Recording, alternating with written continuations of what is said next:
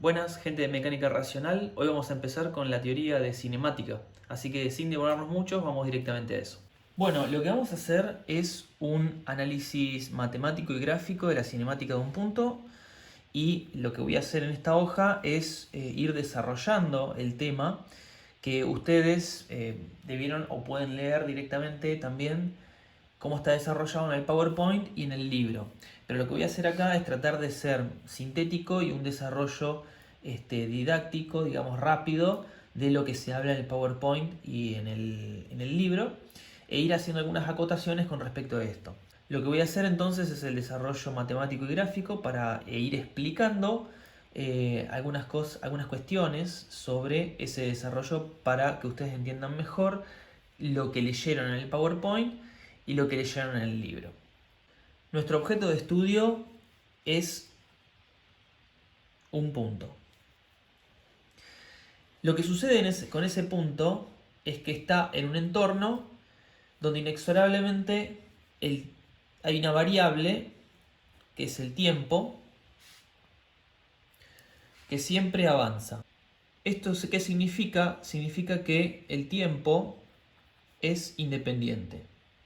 Lo que nos interesa en el estudio que estamos haciendo de este punto es su cinemática, lo que implica que analizamos del punto el parámetro posición. Lo que lo escribimos con la letra S es lo que nos interesa analizar, y su cambio. Una característica de la cinemática de un punto es que no puede haber cambio de su posición sin un cambio de t. ¿Qué significa esto? Que el punto no se teletransporta, básicamente. ¿Esto qué significa?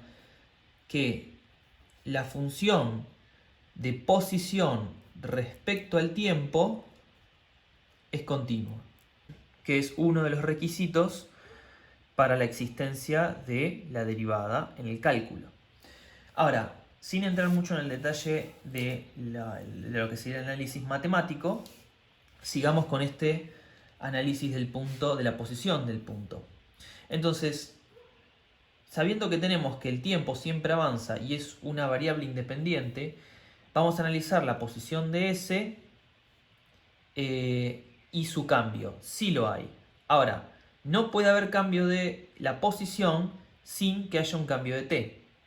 Esto significa que la función de posición respecto al tiempo es continua. Sumado a los otros requerimientos para saber si una función es derivable, sabemos que el punto, el análisis de esta función, esto es una función derivable. Y que el punto se va a mover, se puede llegar a mover en un entorno de forma continua. Es decir, si este punto pasa de aquí a acá, lo hace de forma continua, que puede ser tomando cualquier trayectoria. Lo que se explica en el libro y en el PowerPoint es cómo definimos la posición del punto. La posición siempre tiene que estar definida respecto a una referencia, a un marco de referencia. ¿Y por qué es importante definirla respecto a un marco de referencia? Porque la variación de la posición es siempre respecto a una posición cuya posición se mantiene fija en el tiempo respecto de el punto que analizamos que se mueve. ¿Qué significa esto? Que este punto se movió de aquí hasta acá, pero se movió de acá hasta acá respecto de este punto, que lo podemos llamar punto observador o punto de referencia. Lo que puede suceder, y siempre sucede, es que todo el marco de referencia pueda estar moviéndose como yo lo estoy haciendo ahora. Puede estar moviéndose para adelante, para atrás, puede estar rotando. Y sin embargo, aún teniendo el marco de referencia en rotación o en movimiento, el punto respecto de esto se movió solamente de aquí hasta aquí, o se quedó quieto en esta posición. Por más que el marco de referencia esté en movimiento, la posición de esto respecto de esto va a estar siempre igualmente definida. Entonces, a menos que de pronto cambiemos nuestro punto de referencia a uno externo, por ejemplo, a este punto de la mesa, ahí sí el movimiento de este punto no solo va a tener que ver con el movimiento de esto, o sea, de su movimiento dentro de la hoja, sino también va a depender del movimiento de la propia hoja, si el punto de referencia es externo. Pero como el punto de referencia es este y no lo vamos a mover de ahí, se puede analizar la cinemática del movimiento respecto a ese marco de referencia. Entonces, esta posición S se define por unas coordenadas, las clásicas coordenadas X, Y. Lo que también se hace es definir a la posición en función de un vector R, que no es más que la interpretación vectorial de las coordenadas cartesianas. Entonces, en el desarrollo matemático se lo puede analizar como una función vectorial a la posición x, y. Vamos a tratar de entender cómo se traduce eso matemáticamente. Entonces, si nosotros tenemos que la posición cambió de R a R', entonces sabemos que tenemos un R que lo podemos definir en coordenadas cartesianas con una posición x, y un R' que definimos con un x' y'. Viendo esto x, esto es y, x', y'. Ahora, como nosotros dijimos que no puede haber cambio de S sin cambio de T, aquí en este punto tenemos un T1 y en este punto tenemos un T2.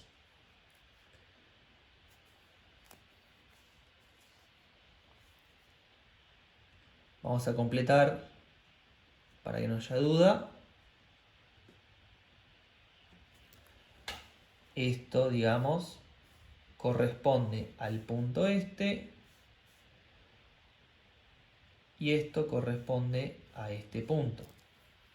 Entonces, ahí definimos lo que se llaman los parámetros iniciales y los parámetros finales del punto, que definen su posición.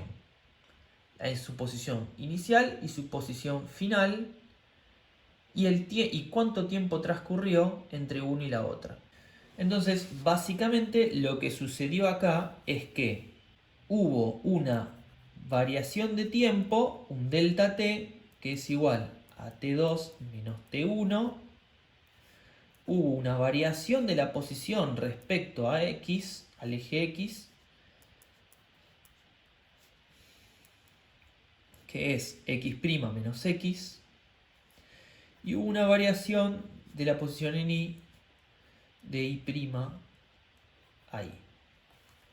Nosotros estamos analizando en coordenadas cartesianas. Este mismo análisis se puede hacer en coordenadas polares o en cualquier otro tipo de marco de referencia y otro tipo de coordenadas que puedan definir el punto. Cilíndricas, esféricas, polares.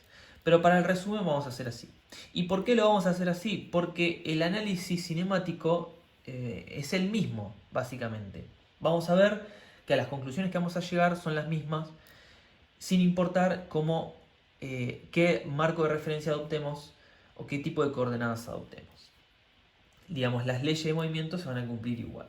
Es simplemente cómo las analizamos nosotros desde el punto de vista matemático. Entonces, lo que estamos haciendo acá matemáticamente es linealizar los movimientos.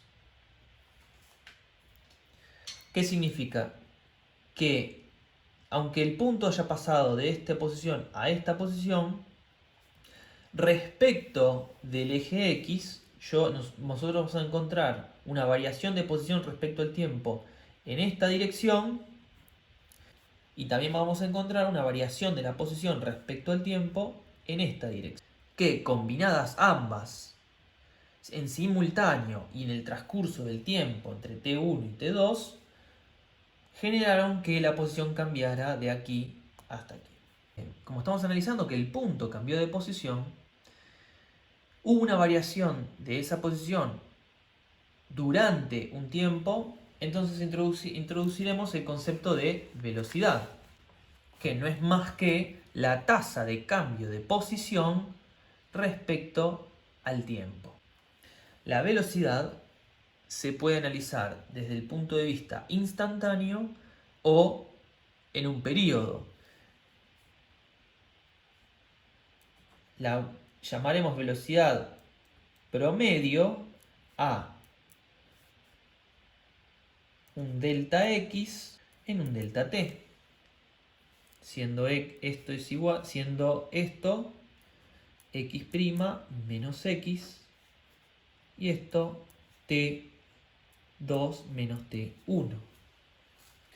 ¿Y por qué la llamamos promedio? Porque tal vez la partícula al pasar de aquí a aquí lo hizo de forma irregular. Tal vez de aquí hasta acá lo hizo en un determinado tiempo que no es proporcional a el tiempo que hizo de aquí hasta acá. Tal vez fue lo que se dice más rápido acá al inicio y más lento al final. Tal vez lo hizo muy lento y de pronto muy rápido hacia el final. Entonces, la velocidad pudo haber variado de este punto a este punto, tanto en el eje X como en el eje Y. Tal vez la velocidad de cambio de X fue constante, mientras que la de Y fue variable, o viceversa. La cuestión está que no importa qué línea de eje analicemos, el fenómeno de cambio de la posición, digamos, puede tener una variabilidad que en esta ecuación no la vamos a ver. Esta ecuación lo único que tiene en cuenta es posición inicial y posición final. Dado el tiempo que había acá, el tiempo que había acá, la posición de aquí, la posición de aquí, lo único que podemos aseverar en esta ecuación es que hubo una velocidad promedio. Por la teoría de análisis matemático, sí o sí en algún momento la velocidad promedio tuvo que haberse dado en alguno de estos puntos. Pero puede que en los infinitos puntos de aquí hasta aquí, intermedios de posición, la velocidad promedio haya sido solamente uno de ellos. Se haya dado instantáneamente en uno de ellos y en todos los otros una velocidad distinta a la promedio. Y sin embargo, la promedio es la que caracteriza el traspaso del punto aquí a aquí. ¿Qué significa? Que si reemplazáramos todos los puntos de velocidades infinitos que hubieron de aquí hasta aquí por la velocidad promedio, el parámetro de posición final sería el mismo si se dieran en todos los puntos de cambio esta velocidad. Entonces introducimos ahora el concepto de velocidad instantánea dada por la definición del límite de la función de posición cuando está, esto sería x1, la posición en x1 menos la posición en x dividido la variación del tiempo, que no es más que t2 menos t1. Cuando esta variación de tiempo tiende a 0, el límite de este cociente es lo que representa la velocidad instantánea, que no es más que la definición del límite desde la derivada. Entonces, la velocidad será la derivada de la función posición respecto al tiempo. La función posición se puede graficar en base al tiempo, dado que la posición se puede analizar con el parámetro x o con el parámetro y. Entonces, supongamos que analizamos con el parámetro x, en el tiempo t1, la posición estaba en este valor, toma este valor, en el tiempo t2, la función toma este valor. Cómo cambia respecto al tiempo depende de la ley de la función. Es decir que si S de t es igual a t, ¿qué significa esto? Que la posición respecto al tiempo varía de la misma manera que varía el tiempo. en sus propias unidades, digamos. Entonces, ¿qué significa esto? Que suponiendo que medimos el tiempo en segundos y la posición en metros, por cada segundo que pasa, pasa un metro. Entonces, la variación es una línea recta.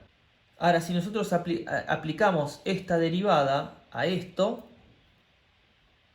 la derivada de la función s respecto de t, ¿qué nos va a dar? Una constante, que en este caso es 1,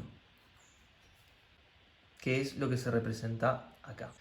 ¿Qué significa eso? Que en la función de la posición respecto al tiempo, la pendiente de la recta tangente a cualquier punto de esta función va a ser siempre 1.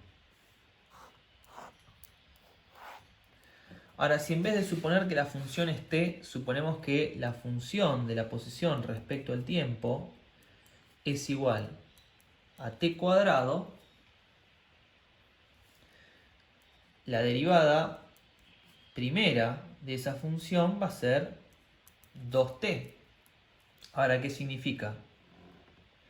Que mi gráfica de la posición respecto del tiempo será, cual sea el inicio, será una función cuadrática.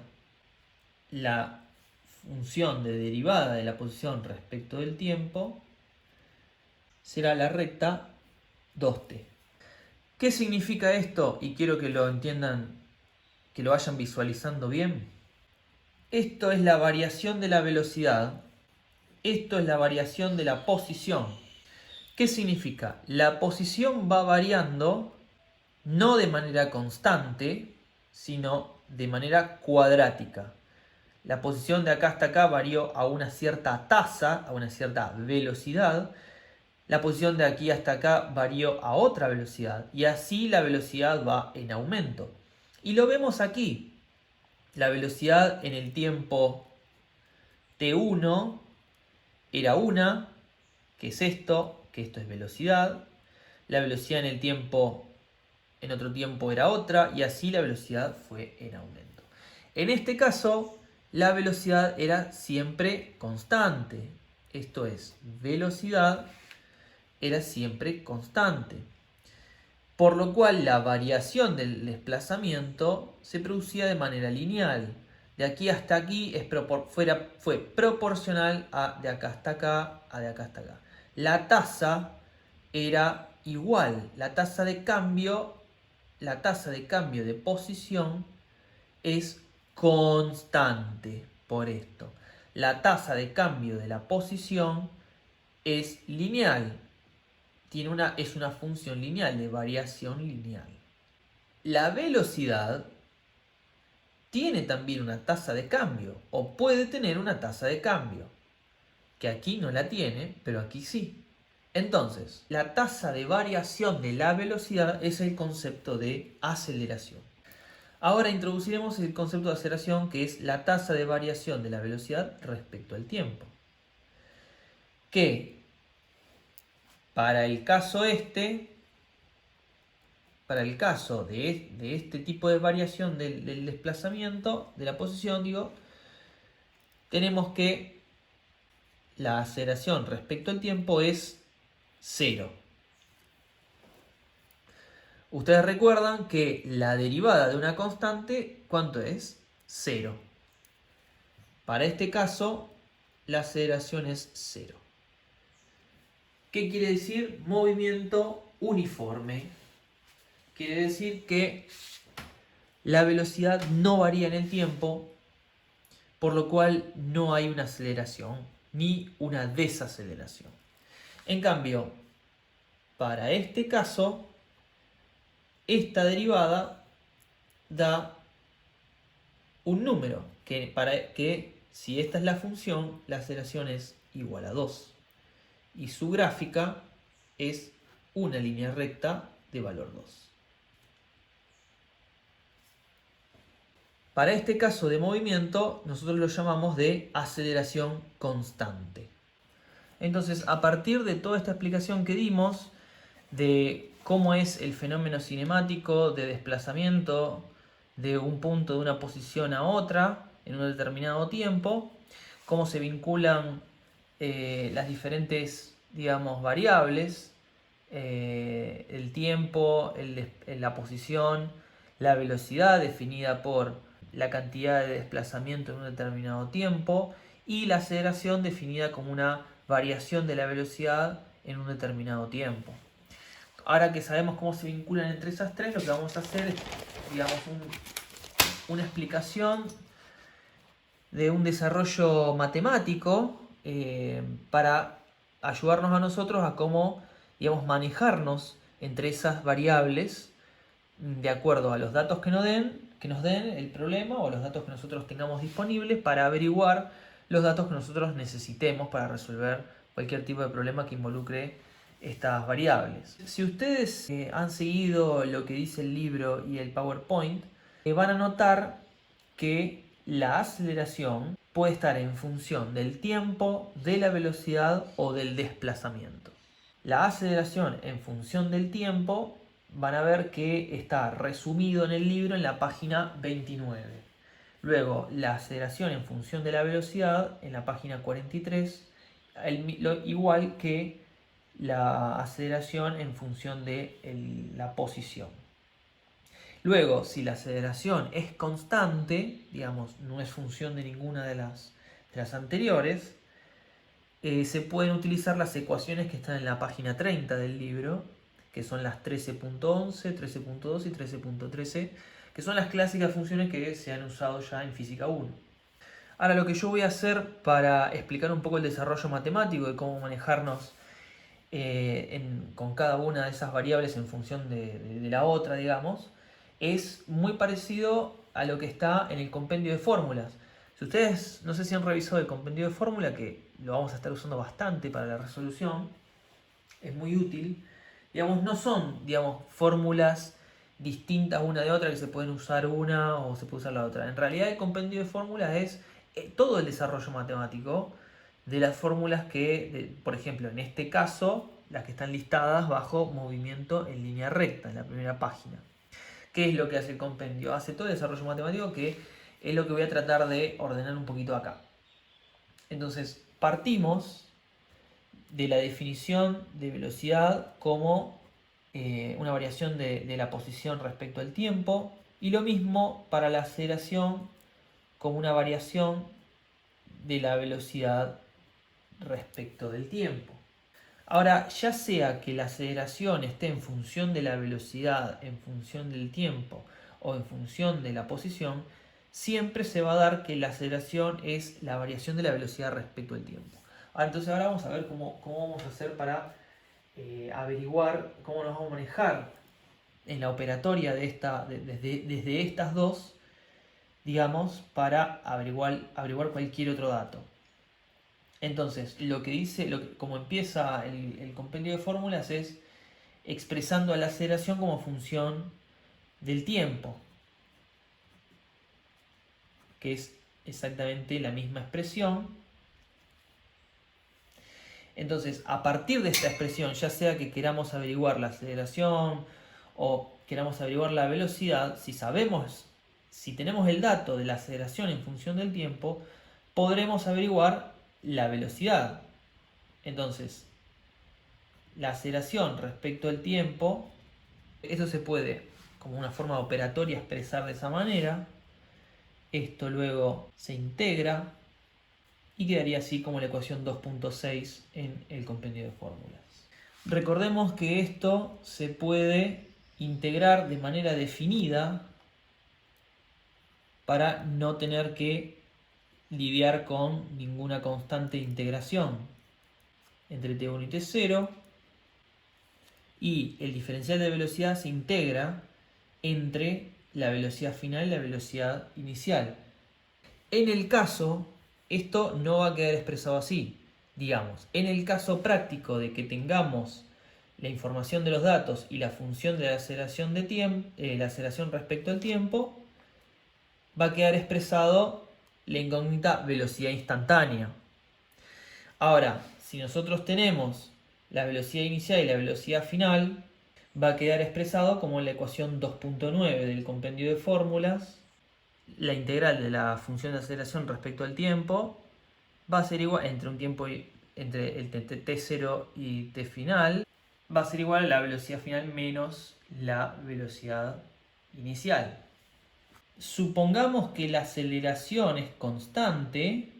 Fíjense que vamos a poder expresar ya la ecuación 2.11, la aceleración constante, que es un valor numérico, se integra, ya si la aceleración es constante respecto al tiempo, se puede suponer fuera del integrando y se integra solamente el diferencial de t, que entonces quedaría t evaluado en t0 y t es igual a la velocidad final menos la velocidad inicial. Queda expresada la ecuación 2.11. Velocidad final es igual a velocidad inicial más aceleración, que es constante, t final menos t inicial. Solo si la aceleración es constante. Si a de t no es constante, nosotros vamos a tenerla expresada como una función de t. ¿Qué quiere decir? Que puede ser t cuadrado más un número, puede ser una constante por t sobre t cuadrado más otra constante. Bueno, puede estar expresado de distintas formas, pero en este caso en función de t. Cualquiera sea la ley de la función de la aceleración respecto del tiempo, nosotros la podemos ingresar en la integración, resolverla y hallar el valor de la velocidad instantánea en ese caso. Evaluado, digamos, una vez evaluado luego en el tiempo que nosotros queramos, una vez que reemplacemos el valor de t que nosotros queremos averiguar, el valor de, digamos, en el valor de t que nosotros queremos averiguar, la velocidad. Después cuando hagamos un ejercicio práctico lo van a ver bien, pero ustedes imagínense que acá yo tengo esta ecuación, t cuadrado más c, la integral de t cuadrado más c, ¿qué va a ser? Será t cubo sobre 3 más t por c. La integral de t cuadrado, t cubo sobre t, más la integral de c es tc. Entonces, acá quedará expresado esa nueva función integrada y la integral del diferencial de velocidad es la velocidad. Luego, con esa información, si queremos evaluar qué velocidad hay en el tiempo t igual 2, reemplazamos a los valores de t con el valor 2 y sabremos qué velocidad hay. Tal vez querramos saber, en vez de la velocidad instantánea en un punto, querramos saber qué variación de la velocidad hubo en esa ley t cubo sobre 3 más tc, evaluado en una variación de tiempo, desde el tiempo 2 al tiempo 3 tal vez. Entonces reemplazaremos del tiempo 2 al tiempo 3 y de este lado nos encontraremos con una velocidad final y una velocidad inicial. Que sería lo mismo si evaluáramos el valor de t en 2 para hallar la velocidad el valor de la velocidad inicial y luego el valor de t en 3 para hallar la velocidad final. La velocidad final. Luego se los resta y se averigua la variación de la velocidad. Entonces, de todas maneras, todas esas variaciones de cómo podemos manejar, de si la incógnita está en los límites de integración o la incógnita está dentro de la integral, eso lo vamos a ver, lo vamos a estar repasando cuando hagamos los problemas. Lo que ustedes tienen que entender ahora es cómo es la secuencia de operación y familiarizarse con esto. Esto lo vamos a estar haciendo mucho desde acá hasta fin de año, básicamente, porque estas leyes de movimiento, estas operatorias matemáticas, se aplican en todos los movimientos. luego cuando hagamos el estudio dinámico, cuando incorporamos la masa, las leyes de movimiento van a seguir siendo las mismas. Luego continuamos con el caso en que la aceleración está en función de la velocidad. Si la aceleración está en función de la velocidad, antes de seguir, ¿qué significaría que la aceleración está en función de la velocidad? Que va a seguir cumpliéndose, digamos, el fenómeno físico, de lo que es la aceleración como fenómeno físico de variación de la velocidad respecto al tiempo, pero ahora su ley matemática va a depender de la propia velocidad. ¿Qué vendría a ser eso? Si nosotros tenemos, por ejemplo, que controlar un mecanismo y queremos que la aceleración de ese mecanismo sea función del tiempo. ¿Qué quiere decir? Que a medida que pasa el tiempo, nosotros podemos programar un mecanismo, podemos programar la aceleración del mecanismo. Supongamos que nosotros tenemos un motor eléctrico con inverter o variador de frecuencia. Ese motor, ¿qué significa? Que nosotros tenemos el control de a qué velocidad queremos que gire. Entonces nosotros podemos programar en un PLC o en cualquier tipo de programación electrónica la aceleración que queremos que tenga en función del tiempo, o en función de la velocidad, o en función de el recorrido que ya lleva desplazado. Entonces, no deja de ser que la aceleración es una variación de velocidad respecto al tiempo, pero nosotros le decimos, digamos, al objeto que estamos controlando que su aceleración dependa de la velocidad. Entonces, a ese motor eléctrico nosotros le podemos programar que en la velocidad 0, cuando está en reposo, tenga la máxima aceleración y a medida que va tomando velocidad, la vaya reduciendo. Y eso se lo podemos aplicar con una función, digamos, que esté en relación, una función que necesariamente va a tener que tener la variable velocidad. Entonces, la unidad de programación, nosotros vamos a poder codificar eso en la unidad de programación usando la velocidad como variable, que esa velocidad la va a tomar de los sensores, y a medida que sensa la velocidad va a ir variando la aceleración. Tal vez con el mismo motor eléctrico con variador de frecuencia le querramos programar que la aceleración no tenga que ver con ningún sensor, digamos, de fuerza o de velocidad o de torque, sino que directamente sea en función de un tiempo. Le podemos decir que en el tiempo 0 sea máxima aceleración, y queremos que después de 10 segundos deje de acelerar a la máxima aceleración y empiece a desacelerar. Todas esas formas de programación son justamente la expresión práctica de expresar la aceleración en función del tiempo, la velocidad o del desplazamiento. Entonces, la expresión práctica de una función de una variable respecto a otra es simplemente la ley, digamos, la ley, cómo estará expresada, si es en función del tiempo, en función de la posición o en función de la velocidad. Entonces, en el caso de que queremos expresar la aceleración en función de la velocidad, vamos a tener un problema, porque sigue siendo, como estábamos diciendo, sigue siendo esta, digamos, la expresión de la aceleración, pero como ahora nosotros tenemos la aceleración en función de la velocidad, nosotros no podemos pasar el diferencial de t, digamos, a este lado para integrarlo. ¿Por qué? Porque esta va a ser una función en b, esto va a ser por ejemplo, b cuadrado más lo que sea. No se puede integrar una función respecto a t si la función está respecto a otra variable. Pero fíjense que nosotros podemos expresarlo de esta manera. nosotros tenemos de este lado toda la variable según b y de este lado toda la variable según t. Que si integráramos, no es más que expresarlo de esta manera. De este lado podemos integrar en función de b lo que sería la inversa de la función de la aceleración respecto a la velocidad, y de este lado nos queda la integración del diferencial de tiempo.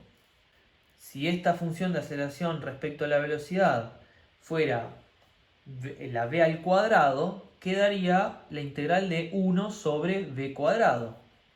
Que bueno, ustedes pueden utilizar cualquier recurso, una tabla de integrales, el celular, una calculadora, lo que sea, para resolver cualquier tipo de integrales de este estilo.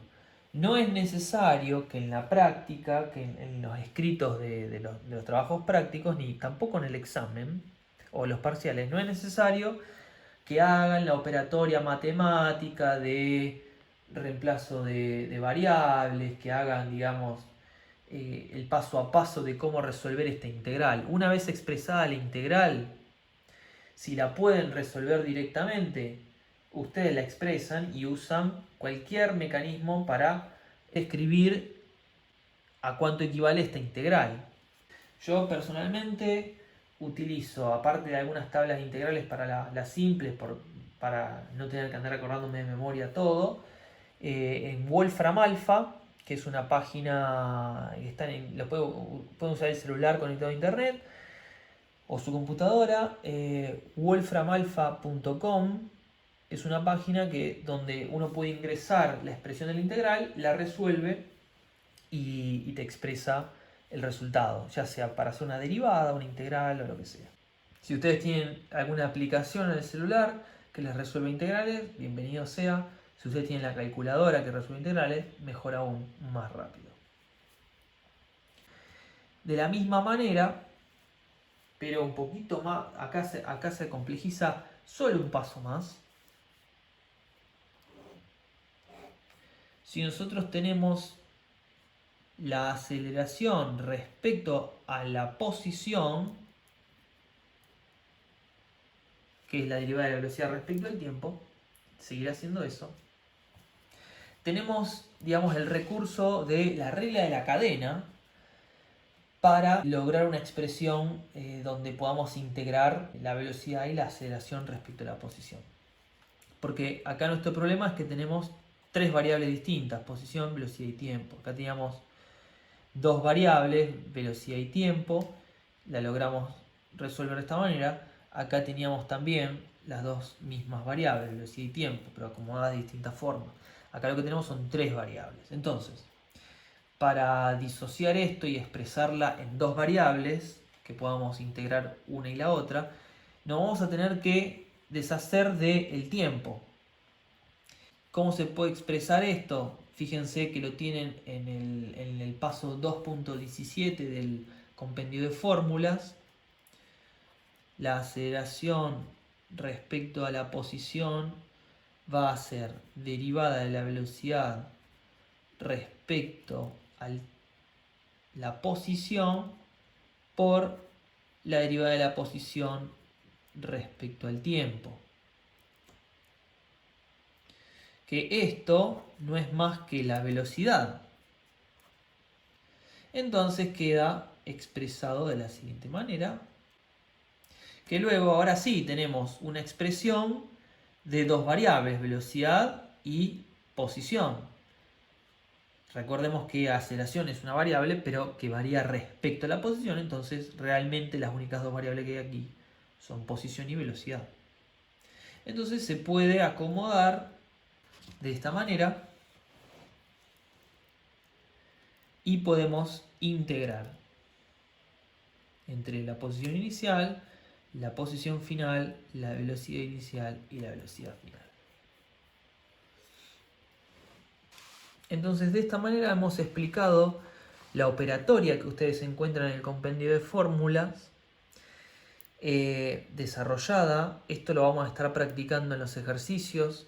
Entonces, repasando, podemos resolver todo lo que es aceleración, velocidad y desplazamiento en funciones en distintos tipos de funciones de variables, de distintas variables, uno en función de otra. Acá entonces lo que tenemos es en esta primera parte aceleración en función del tiempo.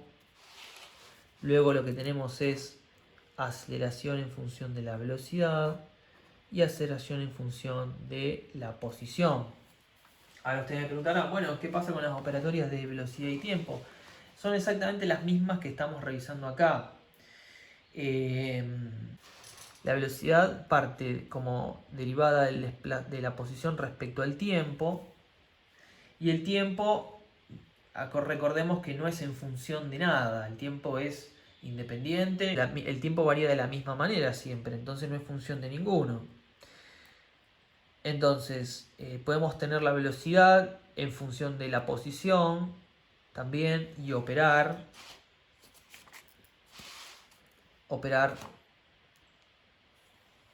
con estas ecuaciones.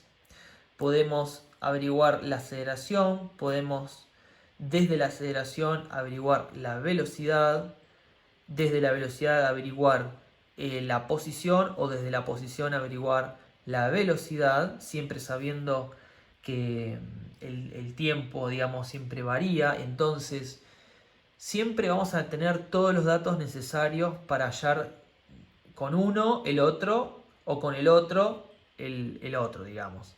Entonces, ya sea que tengamos que hacer el camino desde acá, hacer el camino para hallar velocidad o aceleración, o hacer el camino inverso de derivar, ¿entienden? Acá lo que nosotros hicimos es integrar. Desde la aceleración integramos para hallar velocidad o tiempo. O posición, si queremos. Pero también podemos hacer al revés. Desde la posición derivar para hallar la velocidad, derivar para hallar la aceleración. Entonces, en resumen, yendo de un lado o para el otro, las operatorias no van a escapar a estas. Entonces, estos son el mecanismo de operatoria de derivadas e integrales que ustedes van a tener que manejar. Y se van a encontrar que las incógnitas pueden estar, digamos, en los extremos de integración, para luego reemplazarlos y averiguarlos una vez integrados, reemplazándolos, digamos, o que la incógnita esté de un lado o del otro de la ecuación. Igualmente con el paso de los ejercicios prácticos ya se van a dar cuenta, y esto es una mecánica que se les va a hacer muy fácil luego de un par de ejercicios. Con toda esta información podemos empezar a hacer ejercicios de práctica, que es lo que vamos a hacer, lo que voy a hacer en el próximo video es resolver uno o dos ejercicios y dejarles el resto a ustedes. Si llegan a tener consulta lo vemos por videollamado o por mail, por donde ustedes quieran, WhatsApp. Pero ya con esto empezamos a resolver los primeros problemas. No dejen de leer todo el desarrollo que hace el libro, que está muy bueno, es muy didáctico. En el libro intermedio entre esta primera parte y el resto hay ejercicios que los vamos a hacer algunos, pero digamos es como que nosotros de un solo tirón dimos todo el desarrollo y ahora vamos a hacer ejercicios. En el libro intercala, digamos, ejercicios propios de este desarrollo o de este o de este, con ejemplos activos donde está resuelto en el propio libro de teoría una aplicación, digamos, un ejercicio de donde se aplica todo esto. Entonces, véanlo si tienen tiempo, que no vendría mal. De todas maneras, ya nos vamos a los ejercicios de práctica. Bueno, muchas gracias por la atención, nos vemos en este video.